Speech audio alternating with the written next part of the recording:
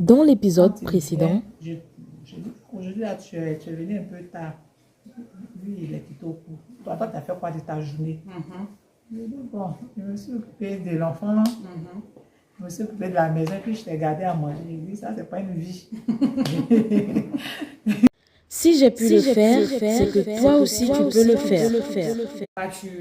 Tu fais les cours jusqu'à quel moment? Parce que maman, quand elle parlait, elle a dit qu'à chaque fois que tu rentrais, tu lui demandais qu'est-ce qu'elle a fait de sa journée. Bon. C'était quoi l'objectif non, en fait, de cette question? Mais en fait, y a pas, on n'a jamais arrêté d'apprendre. Hein. Jusqu'à aujourd'hui, on continue d'apprendre. C'est ça. Voilà. Je voulais dire aussi que voilà, après le master, on a continué les certifications. Voilà. C'est ça. Donc, la dernière certification que j'ai faite, c'est la prestigieuse certification du PMP, du Project Management Institute, voilà, dans le management des projets. Wow.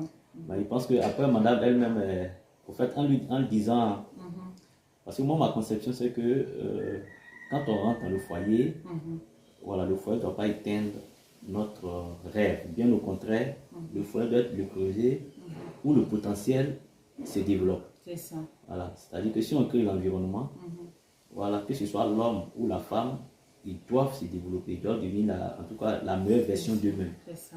Voilà, donc pour moi, bon, il y a des femmes qui ont reçu l'appel, voilà, d'être de bonnes éducatrices. Donc, elle, voilà, elle peut rester au foyer, éduquer les enfants, faire manger à son mari. C'est pas vain, c'est une mission très noble. Effectivement. Voilà, mais il y a des femmes qui peuvent aller au-delà de ça. Donc, bon, moi j'ai vu qu'elle avait le potentiel d'aller au-delà, de faire que à manger. Voilà, donc en me disant, qu'est-ce que tu as fait de ta jeunesse, c'était pour créer ce déclic. Et je pense que c'est fini par passer parce que quand on se mariait, elle était caissière. Donc après, elle a repris le chemin des cours aussi, comme son mari. Donc après, elle a fait assistance sociale adjointe. Voilà, donc ça c'était le niveau BPC. Après l'assistance sociale adjointe, elle a fait assistante sociale, niveau bac plus 3. Et puis maintenant, elle est en train de finir maintenant un master. Un master 2. Un master 2. Un master 1 d'abord. Et puis un master 2. Voilà, donc je pense que voilà, le mari, on peut créer l'environnement pour que chacun voilà, réalise vraiment le rêve pour lequel il est là. Surtout que la vie est très courte. Hein. Voilà, donc pour moi, ça ne se résume pas que à faire à manger, Voilà. Donc c'est un peu ça. D'accord. D'accord. Ça nous fait tomber au pied dessus maintenant. L'étape de l'école maintenant de moment. Quand tu te mariais, tu avais quel niveau déjà? Le niveau d'études? Parce que là, papa est en train de parler de master, mais il nous a dit que tu as commencé en tant que caissière. Donc, quand tu te mariais déjà, tu avais quel niveau d'études? Merci beaucoup. Il faut dire que quand je me mariais, j'avais comme diplôme scolaire, j'avais le BPC. Wow. Parce qu'on avait perdu nos parents. C'est ça. Donc j'avais le BPC et puis j'avais fait une formation qualifiante en caissière. Donc j'avais exercé un peu en tant que caissière. Et puis bon, je n'ai pas trop aimé la manière dont ces personnes sont traitées en entreprise. Donc je suis restée chez moi à la maison. Et dans le mariage, comme je l'ai dit, quand il descend le soir, effectivement, il me demandait ce que je faisais. Et il me disait, c'est pas une vie. Mais moi, je n'ai pas compris. Parce qu'en réalité, bon, pour moi, c'était fini pour moi, quoi. Parce que on sait qu'en Afrique, c'est les parents qui accompagnent les enfants. Quand les parents ne sont plus là, il n'y a plus de moyens pour les scolariser. Donc, bon, je n'ai pas pensé à une éventuelle reprise de cours. Sincèrement, je n'y ai pas pensé. Mais chaque fois quand il me répondait ainsi, un jour il m'a demandé, tu pouvais reprendre les cours? Je l'ai regardé, j'ai dit moi, j'aime tout prendre pour faire amusement. Tu prends tout pour faire de l'amusement. Bon, je ne voyais pas comment je pouvais reprendre les cours parce qu'en ce moment, j'avais déjà 2 enfants et les enfants étaient à bas âge. Voilà. Et on connaît un peu l'histoire des servantes à Abidjan. Donc, je me demandais comment je pouvais reprendre les cours. Bon, je n'ai pas considéré. Mais chaque fois, lui, il partait au cours. Mais je me suis rendu compte que si je ne vais pas au cours, lui, il va partir au cours, il vient tard. Donc, je ne gagne rien à partir aussi au cours et puis les soirs, on va rentrer ensemble. Donc, non seulement je vais partir au cours et en plus, on va descendre ensemble. Bon, je voyais d'abord mon gain. Je fais des dessins ensemble vu que l'antenne de INP est à Cocody. Et le cours qu'il m'a proposé, parce que c'est lui qui m'a proposé, était aussi à Cocody. Parce qu'il avait un frère en plus qui était à l'INFES. Donc, il a échangé avec le frère et il m'a dit que je serais une bonne assistante sociale. Je dis assistante sociale, elle doit parler d'assistante sociale. Je sais que en son temps, j'avais postulé pour ce concours, mais je ne savais pas ce que les gars faisaient. Donc, il m'a dit non, tu seras une bonne assistante sociale parce que tu as le potentiel d'être une bonne assistante sociale. Il faut faire la formation. Bon, j'ai accepté comme ça parce que le soir, on allait descendre ensemble. Vu que c'était à Cocody. Voilà, donc le soir, on allait descendre ensemble. Donc, j'ai accepté et il m'a inscrit. Il a payé mes cours. J'ai commencé les cours et j'ai vu que bon, c'était bon. Donc, j'ai accepté. J'ai fait les cours. J'ai fait la première année, 2 ans. Après, il dit, il faut continuer. Je suis retournée encore pour faire 3 ans. Donc, ça me fait 5 ans que j'ai totalisé à l'INFES. Et j'ai pris du goût.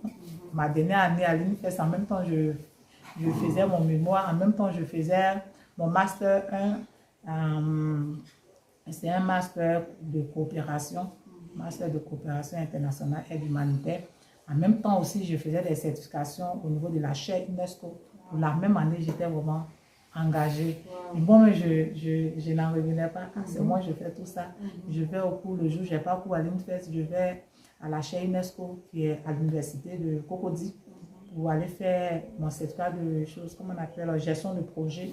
En même temps, je faisais mon master, comme c'était en ligne. C'est une école en Espagne, c'était en ligne. Donc, j'ai fait tout ça en même temps. Et en 2019, disons 2018, j'ai fini avec ça. Et aujourd'hui, depuis l'année dernière, en 2023, je suis en train de faire un Master 2, un Master 2 en Kamapa, cadre de la mutualité, d'assurance de la mutualité de la prévoyance. Comme je suis dans une activité de prévoyance sociale, donc je vais aller loin quelque part. Je veux apporter quelque chose. Tu es en feu. Voilà, je suis en feu. Je ne savais pas que c'était aussi intéressant de reprendre le cours. Bon, peut-être je me disais si mes parents étaient toujours en vie, parce que mon papa, il aime bien que ses enfants aillent loin. Mais je n'ai pas eu cette grâce-là. Et je me dis, je l'ai épousé, pas parce qu'il avait de l'argent. D'ailleurs, il n'avait pas de l'argent. Donc, il m'a dit un peu qu'il a des projets, il a une vision, voici sa vision. J'ai épousé sa vision parce que je n'ai pas épousé sa poche. Si je voulais épouser sa poche, peut-être certainement, je n'allais pas l'épouser. Voilà. Parce que la poche, il n'y avait rien dans la poche. Mais il avait une vision. Quand il m'a décrit sa vision, j'ai vu que je pouvais rentrer dans son projet. Mais je ne savais pas que je devais aller à l'école. Voilà. Pour moi, mon mari, voilà, les PS. Après, moi, je vais devenir ingénieur de conception. J'aurai un mari ingénieur de conception en bâtiment. Donc, c'est un mari ingénieur que moi, je devrais avoir. C'est ça. Voilà, dans quelques années, j'aurai un mari ingénieur. Non, je n'ai pas pensé que j'allais retourner à l'école. Voilà, donc, c'est un peu ça. Bon, on s'est donné. Et pour moi, sincèrement, ça n'a pas été facile avec 2 enfants à gérer. 2 enfants à bas âge. Et je n'avais pas de filles. Donc, comme on dit en Afrique, j'ai canqué mes enfants. Parce que mes cours, c'était en formation continue, c'était le soir. Et mercredi, c'était toute la journée. Bon, dans l'après-midi, de 13h à 20h. Et samedi, toute la journée. Donc, les mercredis, les enfants, je les enlève à l'école, je les enferme dans la maison. Oui, c'est un risque que je prenais parce que j'avais personne pour s'occuper, pour rester avec mes enfants. Mais je ne voulais pas que Je ne voulais pas mettre cela sur mes enfants pour dire non, à cause des enfants, je ne pourrais pas aller au cours. Effectivement. Je me suis assise et dit, mais nous-mêmes là, même quand tu prends quelqu'un pour rester avec tes enfants, si Dieu n'est pas avec tes enfants, quelque chose peut arriver. Bon, j'ai confié mes enfants à Dieu et puis faire ce que j'ai à faire. C'est la meilleure manière, même la meilleure personne pour assurer la sécurité de mes enfants. Et j'ai décidé de confier mes enfants à Dieu pour qu'ils soient le nounou de mes enfants pour que je parte au cours. Et avant de partir, je fais leur cuisine. C'est Mignon qui était un peu plus grande. Elle n'avait même pas encore 6 ans, autour de 4 ans, 5 ans. Moi, il était encore plus petit, 3 ans, 4 ans un peu. Je fais leur cuisine, je mets tout dans la cuisine, au salon. Je boucle la cuisine, vu qu'on a le frigo dans la cuisine, je boucle la cuisine. Et de l'eau, tout, je mets sur la table et j'allume leur télé. Et puis, je vais à l'école. Je vais à l'école. Néanmoins, je dis à mes voisines que je ne suis pas là. Je vais à l'école, tout le monde, c'est moi et tout, qui dit, maman nous a mis en prison. Je vais à l'école, mes enfants sont dans la maison. Et puis le soir, on descend, quand on vient, on trouve nos enfants, ils sont là. Et en ce moment, après, il y a les soeurs de mon mari qui étaient là. Quand la personne qui descend avant nous trouve les enfants. Voilà, donc c'est comme ça, j'ai géré mes enfants pendant des années pour pouvoir achever mes cours. Je n'avais pas personne pour rester avec mes enfants. C'est vrai, les soeurs de mon mari étaient là, mais eux aussi, partaient à l'école. Donc, c'est la personne qui descend en premier qui s'occupe des enfants. Mais les enfants restaient avec le Seigneur Jésus à la maison. C'était leur nounou. Et c'était le C'est un acte de foi. Oui, c'est un acte de foi. Les enfants. Un jour, j'ai dit à un ami, elle dit, tu fais comment? Je dis, comment je fais comment? Au contraire, quand je vais au cours, je ne pense même pas à mes enfants. Parce que celui qui est avec mes enfants là, il est plus fort que la servante même. C'est ça. Voilà, parce que j'ai mis ma confiance en lui. Et la Bible dit, malheur à celui qui place sa confiance, c'est un homme. J'ai préféré placer ma confiance au Seigneur. Et c'est lui qui m'a donné les enfants. C'est lui qui me les a donnés. Lui, je lui dis de garder mes enfants que je vais au cours. S'il permet que quelque chose arrive à mes enfants, c'est lui qui me les a donnés. Je ne suis plus là tutrice. Donc, je lui fais confiance. C'est comme ça que j'ai géré mes enfants un peu plus. J'ai pu faire mes cours. C'est vraiment, ça demande vraiment toute une organisation. C'est pour ça que le mot sacrifice va revenir encore. Sacrifice, pas que on sacrifie ses enfants. Parce que je pense que tu prenais aussi toutes les précautions pour ne rien laisser de dangereux. C'est-à-dire tout fermer, ce qu'il faut fermer, par exemple la porte de la cuisine, s'assurer qu'il n'y a pas de produits toxiques autour des enfants, en se disant que vraiment, Seigneur, je te confie mes enfants parce que j'ai pas quelqu'un qui est, celles qui sont là vont à l'école. Donc, le temps qu'elles arrivent, Seigneur, mes enfants sont entre tes mains.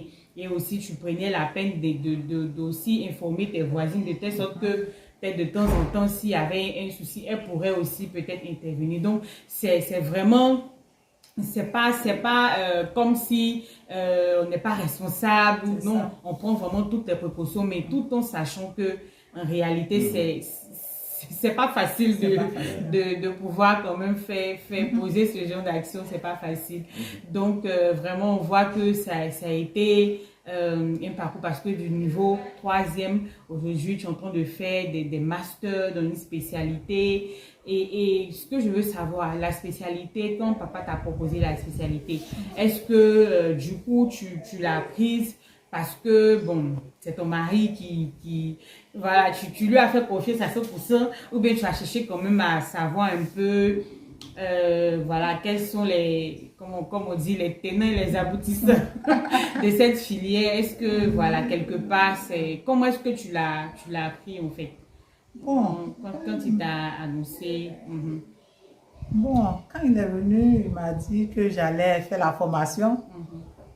Bon, assistance sociale, ok, je ne connais pas. Je n'ai pas cherché à connaître, mais je lui ai fait confiance. Parce qu'il m'a dit, que j'ai les qualités d'une assistance sociale. Je ne sais pas si lui connaissait l'assistance sociale, mais moi je ne connais pas. C'est ça. Mais je lui ai fait confiance. Je lui ai fait confiance et j'ai commencé la formation. C'est quand j'ai commencé la formation que j'ai vu effectivement qu'est-ce qu'une assistance sociale. et j'ai compris cette profession. Et en parenthèse, c'est une profession, c'est vrai. Il me disait même pour mieux m'encourager encore, il dit tu peux même faire le doctorat et puis ne pas travailler sur t'occuper des enfants. Parce que les enfants, c'est la meilleure des choses. Une personne, pour s'occuper d'un enfant, doit aussi avoir un niveau. C'est ça. Donc si tu as le niveau de doctorat, moi je ne t'oblige pas à travailler. Mais fais la formation et puis tu vas éduquer les enfants. Parce que si tu n'as pas de niveau, que tu éduques les enfants, c'est un peu compliqué. Donc, tu peux faire la formation. Tu peux avoir ton doctorat et puis rester à la maison s'occuper des enfants. Lui, ça, c'était ce qu'il voulait. Il voulait que je parte à l'école pour m'occuper de ses enfants. C'est ce qu'il voulait. Donc, d'accord, je lui ai fait confiance et puis j'ai entamé la formation. Il faut dire la formation m'a apporté beaucoup dans mon couple, dans mon foyer. Et je me suis rendu compte que je l'ai maltraité. Oui, au cours de la formation, il me dit, donc le monsieur là, il l'a maltraité dans son foyer.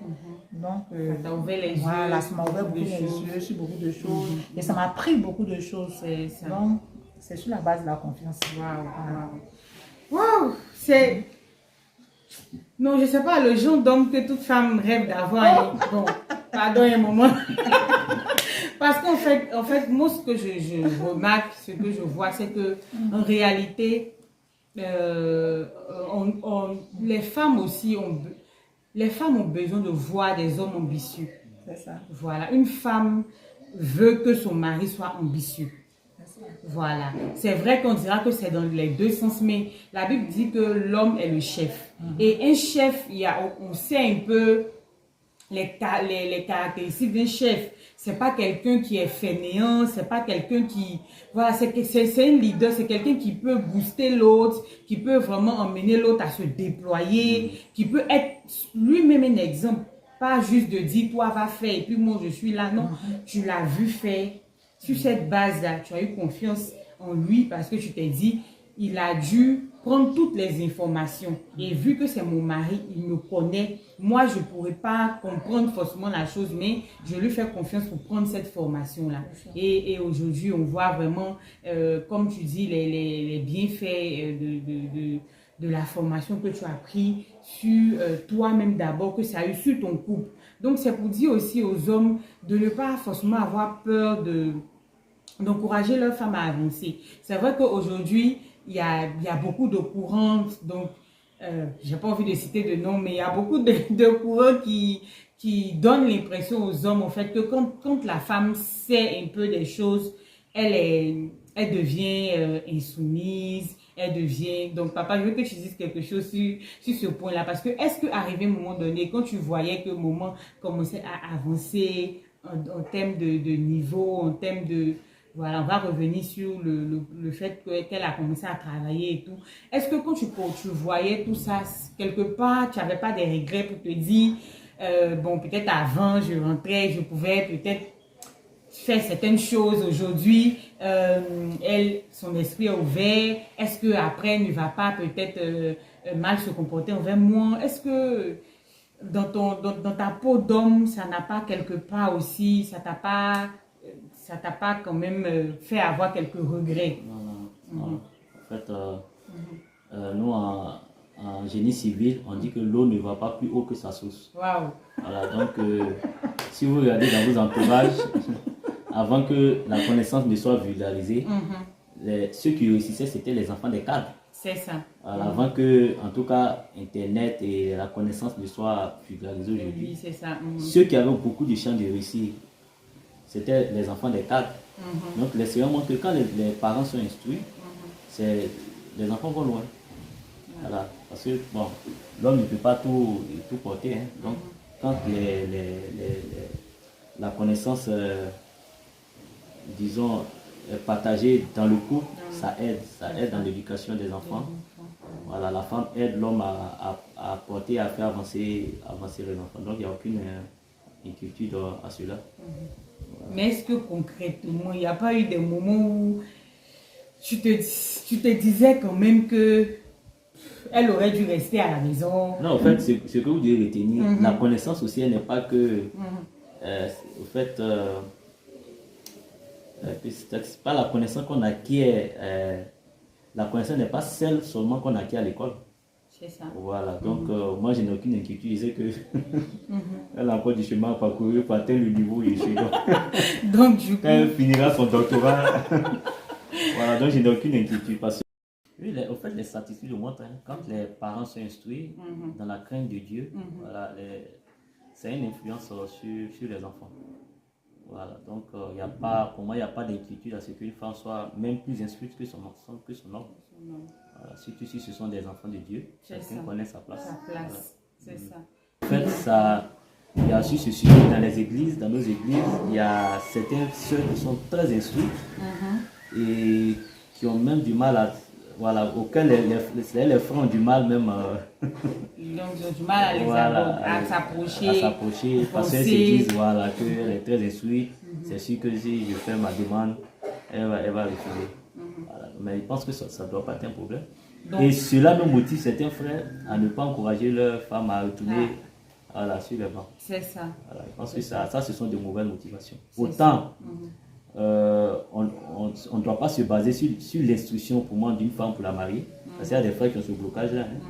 Ils se disent, bon, elle a niveau CM2, moi je suis ingénieur, je ne peux pas la marier. C'est ça. Moi je pense que ça aussi, c'est un faux problème. Tout qu'on est enfant de Dieu, un enfant de Dieu, et normalement, je veux dire, notre niveau ou bien nos connaissances intellectuelles ne sont pas censées primer sur la parole de Dieu. Voilà, et il faut être aussi à l'aise en tant qu'homme pour se dire que en réalité, c'est pour le bien de toute la famille. Voilà, comme tu l'as dit, papa, ça, non seulement c'est un modèle pour les enfants de voir que voilà, leur maman est en train d'évoluer, de voir un peu le parcours et tout. Et donc, faut vraiment pas être que ce soit un blocage. Je vais encore loin. D'accord. C'est-à-dire que l'éducation qui marche, c'est l'éducation par le modèle. C'est ça. C'est pas parce que tu dis à l'enfant d'étudier qui va étudier, mais tu dis à l'enfant d'étudier, lui, tu n'as jamais vu porter un livre. C'est ça. C'est-à-dire que quelqu'un qui est à l'école, il vient, tu es toujours devant la télé. C'est ça. Et tu lui dis, étudie. C'est ça. Mais en fait, il n'y a pas de logique. C'est ça. En ce que tu dis et puis ce que tu fais et puis ce que tu lui demandes. Voilà. Donc, voilà, si vous êtes dans un environnement où les parents sont studieux, pour moi, il n'y a aucune raison que les enfants ne copient pas ce modèle. Voilà, donc c'est toujours avantageux pour les couples d'être dans la formation continue. C'est ça. Voilà, vous êtes marié niveau peut-être BPC, mais vous pouvez avancer. C'est vraiment encourageant. Encourageant. Votre exemple est vraiment encourageant parce que ça montre effectivement que quand on est déterminé, quand on a des objectifs, vraiment le niveau initial n'est pas censé nous freiner. Il faut vraiment avoir un objectif, il faut s'armer de courage, il faut faire des sacrifices pour pouvoir y arriver. Et comme tu le disais, par exemple, les enfants nous regardent. Et ça, c'est au-delà. Je dis que même dans l'éducation qu'on leur apporte, comme tu as dit, c'est pas parce que aussi, même pour les femmes qui ont fait le choix de rester à la maison, tu as peut-être un niveau ou bien tu n'as pas de niveau, c'est-à-dire aller prendre des cours du soir, voilà, pour que quand même tu puisses échanger avec tes enfants, avec un certain niveau de langue, prendre un livre, voilà, tu as déjà un niveau peut-être terminal, bon, ou master même, tu as décidé, comme un peu tu disais à un moment, tu vas aller prendre tes diplômes, ça va t'aider dans l'éducation des enfants. Mais tu peux pas, comme on dit aujourd'hui, c'est quelque chose qui est, tu vas voir peut-être la maman devant la télé du matin jusqu'au soir, et comme on a dit, les enfants évoluent à partir du modèle qu'ils voient. Et il faut que vraiment, en tant que parents aussi, on puisse donner cet exemple-là à nos enfants, de telle sorte que, même sans parler, c'est-à-dire tu vois que ton enfant est en train de te copier, de suivre vraiment tes traces. Donc, vraiment, c'est vraiment très important. Et de ne pas être complexé, les hommes, s'il vous plaît, pas de complexe. Voilà, c'est au fond de quelqu'un. Et puis, c'est la fille de Dieu, en fait. Donc, Dieu qui a des projets pour ses enfants, il ne faut pas que toi, tu sois un ennemi de Dieu dans sa vie. Parce que si tu viens, en fait, si Dieu veut agir, Dieu veut manifester ses projets dans la vie de ta femme, et que toi, tu t'opposes, tu te mets comme un bras de fer que tu es en train de faire avec Dieu. Alors que peut-être que même ta femme ne voit pas. Voilà, c'est à toi peut-être que Dieu va mettre ça sur ton cœur pour te dire, cette femme-là, je vois tel potentiel en elle, il faut l'encourager. Il ne faut pas être complexé de se dire que si elle va à l'école, son esprit sera ouvert. Non, nous sommes des enfants de Dieu et nous croyons que la Bible est notre premier guide. Voilà, ce ne sont pas les réseaux sociaux, ce ne sont pas les dires des uns des autres, mais c'est la Bible. La Bible nous dit que l'homme est le chef de la famille. Mais si demain ta femme fait une formation, qu'elle travaille, ça va vous servir à vous deux. Voilà. Si demain ta femme fait une formation, que même ce n'est pas pour aller travailler, tu vas voir que ça va servir aussi dans l'éducation de vos enfants. Ça va servir comme on racontait une histoire d'un monsieur qui avait peut-être, qui avait tellement honte de faire venir ses amis à la maison parce que sa femme était tellement déplacée dans ses langages et tout et tout. Mais tu vois que dans le quotidien, même ce sont des choses qui vont vous aider. Demain, tu peux être le président de la République. Tu n'as pas pris le soin d'avancer avec ta femme. Bon, quand elle sera appelée à faire les discours, c'est toi-même ta honte en fait. Donc, je dis que vraiment, ne soyons pas complexés, ne soyons pas, les hommes ne soyez pas complexés et les femmes également, sachons que la hiérarchie de Dieu demeure, peu importe nos diplômes. La Bible déclare que l'homme est le chef et que nous devons lui être soumis. Donc, peu importe, il faut vraiment qu'on puisse avoir la tête sur les épaules en tant qu'enfant de Dieu. Donc, vraiment, nous sommes bénis par votre témoignage. Donc, nous sommes en train d'aller progressivement vers la fin. Donc, on veut savoir un peu, une fois que tu as fini les études, à partir de quel moment tu as commencé à travailler, voilà. D'accord. Bon, quand j'ai fini, je vais ouvrir une petite parenthèse. Je disais que les samedis, je faisais au cours. Parce que quand je fais au cours les samedis, c'est mon mari qui faisait la cuisine. Waouh! C'est lui qui était le cordon bleu les samedis. Tout cela pour m'encourager pour aller au cours. C'est ça. Ça, c'était une parenthèse. Ça, c'est une bonne parenthèse. Quand j'ai fini la première formation, j'ai commencé à travailler dans une ONG de la place. J'étais superviseur projet dans cette ONG qui faisait la prise en charge des personnes victimes de violences, qu'on appelait généralement violence basée sur le genre. Et c'est étant là-bas que j'ai repris encore les cours pour finir mon diplôme d'assistance sociale. Et en deuxième année, j'ai dit je vais faire un stage à l'hôpital. Et j'ai été audacieuse, je me suis rapprochée d'un directeur général, le directeur général de la clinique Grand Centre, pour lui proposer mes services en tant qu'étudiante. Wow. Il m'a regardé, il dit, assistance sociale va faire quoi dans la clinique? Je lui ai dit d'essayer, c'est juste un stage de 3 mois. Il dit ok, fais une demande et puis tu m'apportes. Et j'ai fait la demande, j'ai déposé. Effectivement, ils m'ont appelé pour le stage. Et mon premier mois, à partir du deuxième mois déjà, ils étaient tellement contents qu'ils ont commencé à me payer le transport en tant que stagiaire. Pourtant, dans la convention, ce n'était pas dans le contrat. Et quand je suis allée en troisième année pour mon mémoire, il a demandé que je reste dans sa clinique pour mon mémoire. Et déjà, en étant stagiaire déjà, on me payait quand même comme une fonctionnaire. Parce que il y avait pratiquement le salaire au-delà des fonctionnaires, des assistants sociaux qui sont à la fonction publique. Donc, quand j'ai fini mon stage au Grand Centre, j'ai soutenu. Mon mari voulait que je reste au Grand Centre. Mais en réalité, déjà à l'INFES, je disais toujours que je veux obtenir mon diplôme avec mention très bien parce que je veux être bien vendue sur le marché. Et mes camarades, mes voisines de classe pensaient que c'était de l'amusement vu qu'on était en formation continue, certains travailleurs déjà. Et elles me disaient, mais toi tu as fait quoi? Elle mentionne très bien. Tu es déjà quelque part, bon, c'est juste pour avoir le diplôme et puis tu avances. Je dis, moi mon diplôme, je vais l'avoir avec mention très bien. Je veux voir mention très bien écrit sur mon diplôme. Et c'était un objectif pour moi. Puis j'ai atteint cet objectif, j'ai eu mon diplôme avec mention très bien.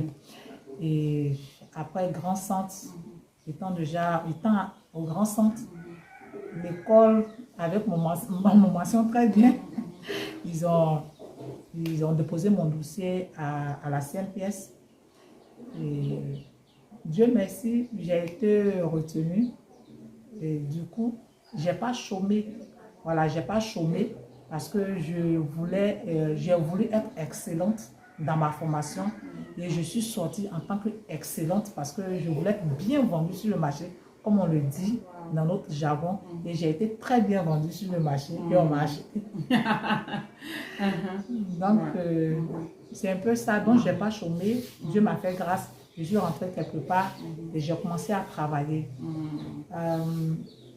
Mon mari, il disait que je partais à l'école pour m'occuper de ses enfants, mais il n'a pas refusé que je travaille. Voilà, quand l'opportunité s'est présentée, j'ai senti le besoin parce que dans la relation d'aide, c'est important d'apporter quelque chose à quelqu'un, d'aider quelqu'un qui souffre, qui est en souffrance, qui a des difficultés.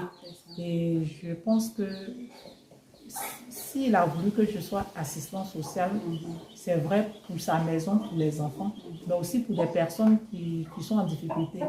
Et il ne s'est pas opposé pour que je travaille, souvent qu'il avait voulu que je reste au grand centre. Il dit non, je vais aller quelque part d'autre. Voilà, et il a accepté. Aujourd'hui, je suis là où je voulais être. Pour le moment, parce que la vision progresse. Vraiment, on bénit le Seigneur pour ce parcours. C'est vraiment un parcours très édifiant. Donc, vraiment, moi, je voulais que vous puissiez dire un mot. Donc, on va commencer par papa à ces jeunes, ou bien même à ces couples. Peut-être que ça date. Est-ce qu'on peut dire déjà que c'est tard? C'est-à-dire qu'on se rend compte que peut-être on a déjà 5 ans, 10 ans de mariage et peut-être on s'est tellement limité, que ce soit l'homme, que ce soit la femme, on s'est beaucoup limité. Est-ce que c'est tard? Est-ce que voilà, on est passé sur toutes les saisons ou bien on peut quand même encore décider de se relancer déjà ça? Bon, en fait, il n'y a pas de... Il n'est toujours pas tard. Voilà. Je peux vous donner l'exemple parce que ce que nous avons fait aussi a servi de modèle à plusieurs de nos proches. C'est ça. Voilà, le premier exemple que je vais donner, c'est ma collègue de travail qui m'a confié un de ses frères, qui était chimiste de formation, mais qui avait du mal à s'insérer sur le marché de l'emploi. Voilà, qui par la formation continue, voilà, on lui a conseillé, parce que notre monde est dynamique. Il y a des métiers aujourd'hui qui ont le vent en poupe, comme il y a des métiers qui disparaissent. C'est ça. Voilà, l'un des métiers en poupe actuellement, c'est qu'on appelle les superviseurs HSE, hygiène, sécurité, environnement. Sur chaque projet, on en demande. Donc, j'ai demandé à ce jeune-là de se remettre à la formation continue, mais en faisant une formation de QSHE. Voilà. Donc, il a fait une certification en moins de 2 mois. Donc, en moins de 5 mois, il a eu un nouveau métier et aujourd'hui, il est sur un projet prestigieux sur la place. Voilà. Donc, c'est valable aussi. Il y a un frère que vous connaissez, Elvis, qui avait arrêté sa formation au niveau bac, mais par la formation continue, lui qui est en train de faire un master en géographie. Voilà. Donc, ce que je dis à mes proches, c'est que dans 5 ans, vous aurez l'âge que vous avez. Voilà. Plus sur quelque chose ou moins quelque chose. Si vous faites une formation, vous aurez l'âge que vous aurez plus la formation. Si vous ne faites pas la formation, vous aurez l'âge que vous aurez sans la formation. Donc, il n'y a pas... Les années passent vite. Voilà. Et pour moi, c'est un chemin, c'est une voie pour soi-même, pour faire un métier qu'on aime, mais aussi pour améliorer ses revenus. Voilà, pour améliorer. Aujourd'hui, le monde de l'emploi est compliqué. Nos frères et sœurs ont fait des diplômes qui n'ont pas de répondants sur le marché, des BTS qui ne répondent pas. C'est le temps de faire la reconversion professionnelle. Donc en retournant par une formation, voilà, qui a le vent en poupe, vous faites les coups du soir et puis vous avez un nouveau métier. Voilà, c'est valable non seulement pour les jeunes qui ne sont pas diplômés, mais pour les couples. Si vous sentez que vous tournez en rond, vous n'avez plus d'entrain, vous vous levez le matin, vous n'avez plus l'envie d'aller au travail, voilà, il y a des nouveaux métiers qui naissent. Tout à l'heure on en parlait, l'intelligence artificielle, tout le monde en parle, mais beaucoup en savent peu. Mais en réalité, dans 5 ans, c'est les métiers qui auront le vent en poupe, c'est les métiers liés à l'intelligence artificielle. Donc aujourd'hui, si vous faites une formation de 2-3 mois, forcément ça va payer. Bénéficier. Donc déjà on est rassuré qu'il n'est vraiment pas tard, il n'est pas tard, on peut toujours voilà, reprendre une activité, une formation, quelque chose qui va nous bonifier parce qu'effectivement le temps passe et j'aime bien les thèmes de papa en tout cas, parce que 5 ans ça va arriver. Mais ça te trouve comment en fait? Voilà, avec une formation, avec un plus ou avec rien, juste. Pour finir avec les exemples, elle aussi, son cas a fait école. Hein. Elle a ses proches. Une qui était dans le domaine de la santé. Bon, elle ne trouvait plus de plaisir. Aujourd'hui, elle est assistante sociale au public. Hein. Elle a été recrutée comme assistante sociale. Pour ne pas citer les contemporains, une maman pasteur même, voilà, qui a aussi fait des formations, dans l'assistance sociale. Donc, tout le monde peut s'y mettre. Et... En tout cas, en Europe, ils ont compris. Hein, et ils font ce qu'on appelle la reconversion professionnelle. Donc, vous avez fait un métier, parce qu'il faut travailler voilà, dans un domaine qui vous passionne. Donc, si vous avez un métier qui ne vous passionne plus, asseyez-vous avec le Seigneur, il va vous éclairer. Et puis, vous faites par la reconversion professionnelle. Mais est-ce qu'il y a des... On va donner aussi quelques structures qui pourraient... Aujourd'hui, toutes les écoles font pratiquement la formation professionnelle. Pratiquement toutes les écoles. L'INPHB fait des... Là où moi j'ai fait ma diplomation, l'INPHB fait des cours de la formation continue. Même à l'université, Elvis dont je parle, c'est à l'université qu'il a fait sa formation continue. Voilà, donc il est retourné à l'université par... Ils appelaient ça FIP. Je ne sais plus quoi la fille. Aujourd'hui, il fait un master. Les années vont tellement vite. Voilà, donc il y a des certifications aussi qui sont très, très promoteurs. Voilà. Parce qu'il faut s'informer aussi. Parce qu'on ne peut pas vouloir une chose et puis ne pas mener les actions. En fait, il faut s'informer. Parce que souvent les informations sont là, mais comme on ne va pas vers l'information, on se dit que ça n'existe pas. Hier, j'ai regardé un film avec mes enfants. À la recherche du bonheur, qui est inspiré d'une histoire vraie. Voilà. Et on voit là l'acteur qui voyait le noir, qui a accepté d'aller faire un stage, il était aussi en bourse, un truc comme ça. Son stage a payé aujourd'hui, après il a fait une grande entreprise. Donc, voilà. Le tout, c'est que quand vous prenez une voie où il n'y a plus de passion, où vous êtes à bout, c'est de revenir si c'est pas, et puis voilà, de prendre le chemin qui vous passionne. Bon, merci beaucoup.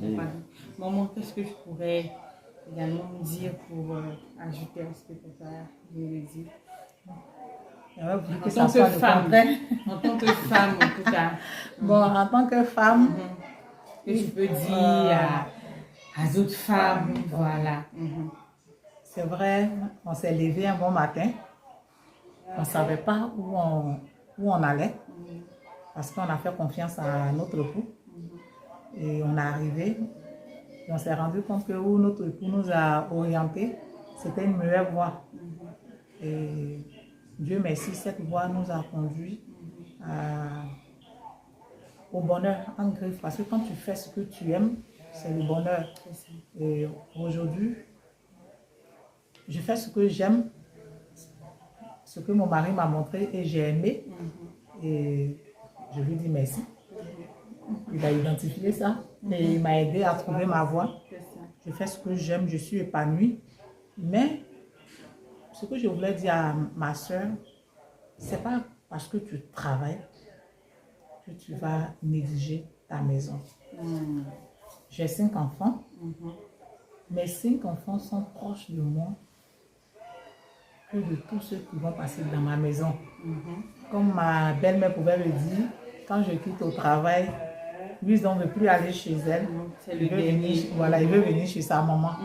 Pourquoi? Parce que pour moi, le travail se limite lorsque je sors de mon bureau. Quand je prends la route de la maison, c'est ma maison. Ce sont mes enfants.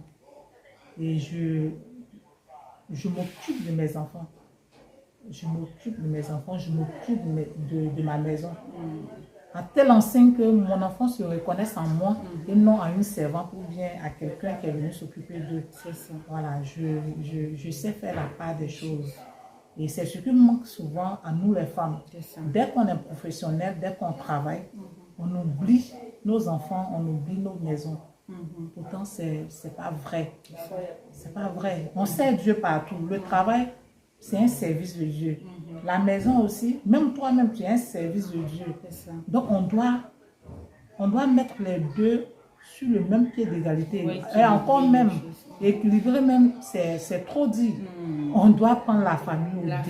C'est vrai. Voilà, au-delà. Lorsque tu sors de ton bureau, le travail s'arrête. Et ta maison est d'abord. Donc, on ne doit rien négliger. Moi, je néglige rien. Mes enfants, en tout cas, dès que je rentre, tout le monde avec moi dans la chambre, mes enfants d'abord. Voilà.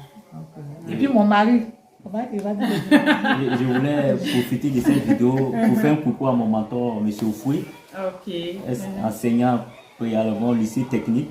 Il disait comme ça, un jour il allait à la banque et un de ses élèves le voit. Il dit, M. Fouy, comment vous allez? Il dit, M. Fouy, vous êtes encore au lycée. Il partait faire des cours ou bien il partait faire des cours.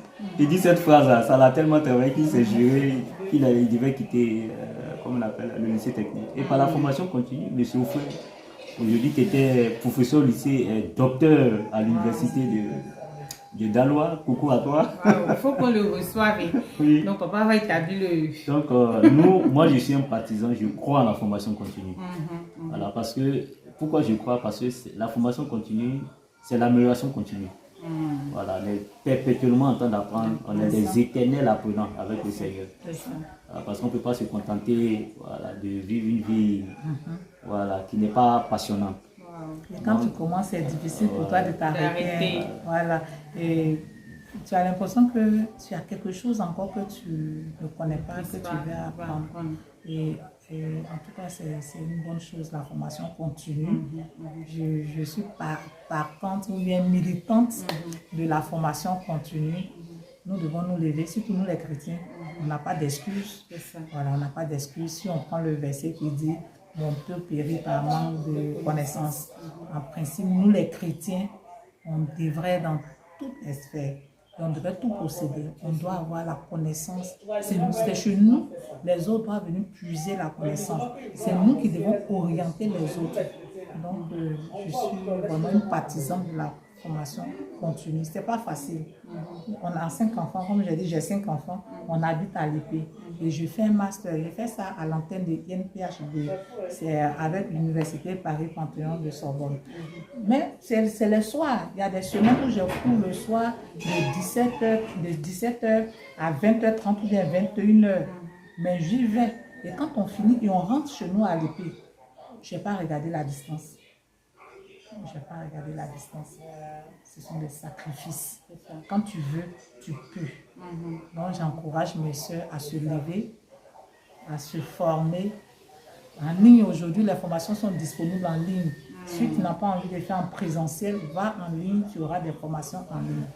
Voilà, donc juste les encourager. Vraiment. Que c'est possible. C'est possible. Et je demande aux hommes aussi de soutenir, parce que quand un homme ne te soutient pas, ça serait un peu difficile pour toi de continuer. Et la petite histoire, c'est mon mari qui identifie toujours les formations. Ce master que je fais là, c'est lui qui me l'a envoyé. Il dit, un master, il faut faire. Il dit, le monsieur là va me créer des problèmes. Bon, les hommes, parmi les heures que vous allez apporter, vous allez traiter les devoirs. Hein, donc... Et donc, soyez prêts. Oui, effectivement, c'est ça. Il faudrait qu'il m'aide aussi, parce que les enfants sont à la maison et là, donc ils m'aident beaucoup. Ils m'aident beaucoup dans mes formations, ils m'aident beaucoup. Actuellement, je suis sur la rédaction de mon mémoire. Je n'avance pas, mais c'est lui qui me fait avancer. C'est lui qui me fait avancer. C'est grâce à lui-même que je peux parler de rédaction de mémoire. Si ça c'est là qu'à moi seul, c'est pas sûr que je commence même la rédaction. Donc je lui dis un gros merci. Donc les hommes, soutenez vos épouses. On a besoin de vous, car c'est pas facile, mais avec vous on peut y arriver. Amen, amen, vraiment. Merci beaucoup, papa et maman. À foi, Priscille.